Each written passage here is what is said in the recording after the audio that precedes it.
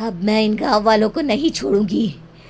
अब इनसे मैं अपने प्यार का बदला लूंगी। क्या हुआ बहन, तुम्हारी गर्भवती अवस्था में इतनी बुरी हालत कैसे है? तुम रो क्यों रही हो? तुम डरो मत, हम तुम्हें कोई नुकसान नहीं पहुंचाएंगे। तुम शांत होकर सब बताओ कि हुआ क्या है। मैं कमला हूँ। मैं गांव के दूसरे इलाके से आई हूँ। 2 महीने पहले ही मेरे पति की मौत हुई है।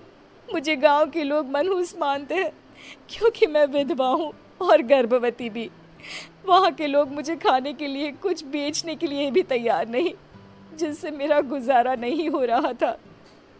कोई बात नहीं कमला, हम तुम्हारा ख्याल रखेंगे। किन्नर लोग कमला को एक खाली घर में रहने के लिए जगह दे देते हैं और उसकी देखभाल भी करते हैं। कुछ ही महीने बाद कमला अपने बच्चे को जन्म देती है, पर अफसोस कमला बच्चे को जन्म देते ही अपनी जान गंवा देती है। जब सब किन्नर बच्चे को देखते हैं तो बहुत खुश हो जाते हैं, क्योंकि वो बच्चा भी किन्नर ही था। कमला ने एक किन्नर बच्चे को जन्म दिया था। अब इस बच्चे की देखभाल कौन करेगा? हम तो इस बच्चे को गांव के दूसरे इलाके में भी नहीं भेज सकते। और तो क्या हुआ, इस बच्चे की माँ नहीं रही तो हम इसे पालेंगे। अब ये हमारे इलाके में रहेगा, हमारे साथ रहेगा। फिर वो किन्नर उस किन्नर बच्चे को गोद ले लेते हैं, उसका नामकरण कराते हैं। उस किन्नर बच्चे का नाम शक्ति रखा जाता है। देखते ही देखते शक्ति बड़ी होने लगती है। उसके रंग रूप बहुत सुंदर थे। वो बहुत सुंदर किन्नर दिखती है। एक दिन शक्ति एक किन्नर से पूछती है, माँ जी सुनिए ना, ये गांव के दूसरे इलाके में भी तो लोग रहते हैं, तो हम वहाँ क्यों नहीं जाते? हम उनसे अलग क्यों रहते हैं? शक्ति, क्योंकि वो लोग हमारे जैसे नहीं, वो लोग हमें पसंद नहीं करते, इसीलिए हम उनसे अलग रहते हैं। क्यों? वो हमें क्यों पसंद नहीं करते?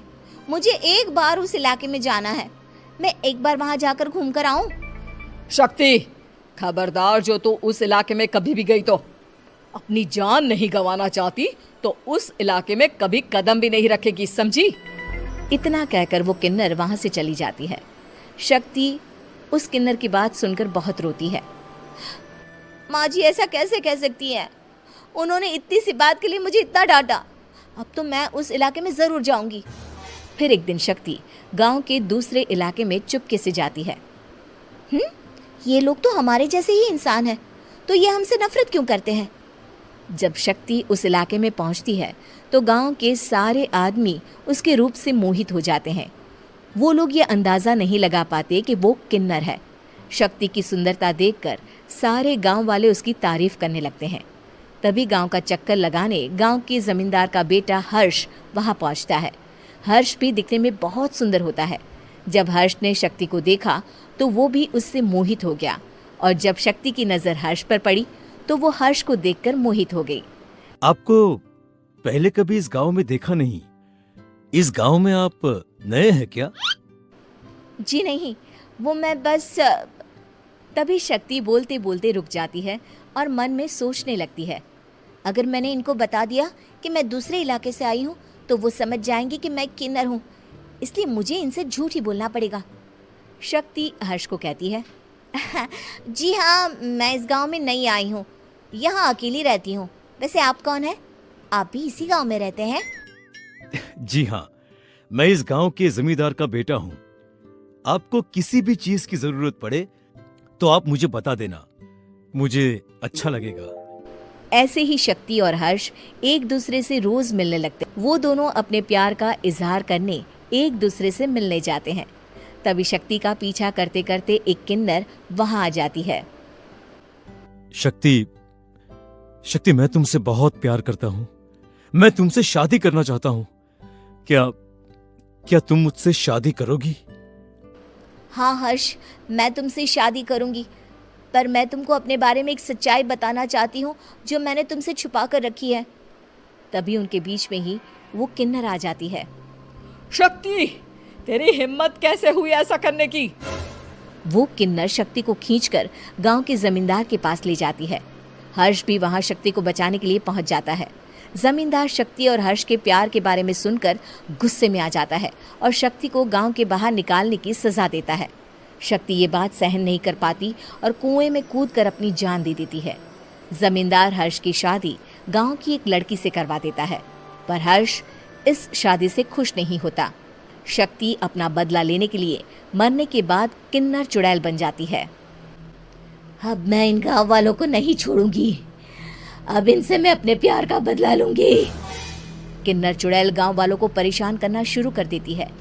एक बार वो रात को गांव के खेतों में पहुंच जाती है और वहां आग लगा देती है। सारी फसल जल के राख हो जाती है। जब एक आदमी रात को उठकर देखता है कि खेत में आग लग गई है तो वो वहां पहुंच जाता है। वो देखता है कि खेतों के बीचों बीच एक किन्नर चुड़ैल खड़ी है और वहां खड़े होकर ताली बजा रही है। गांव वाला किन्नर चुड़ैल को देखकर बेहोश हो जाता है। जब सुबह उस आदमी को होश आता है तो वो सीधा जमींदार के पास जाता है। अरे जमींदार साहब, अरे वो किन्नर चुड़ैल ने मेरी सारी फसल जला दी। अब मैं क्या करूंगा, क्या होगा मेरा? जमींदार चुड़ैल किन्नर का नाम सुनते ही सब कुछ समझ जाता है। अब वो बहुत डर जाता है।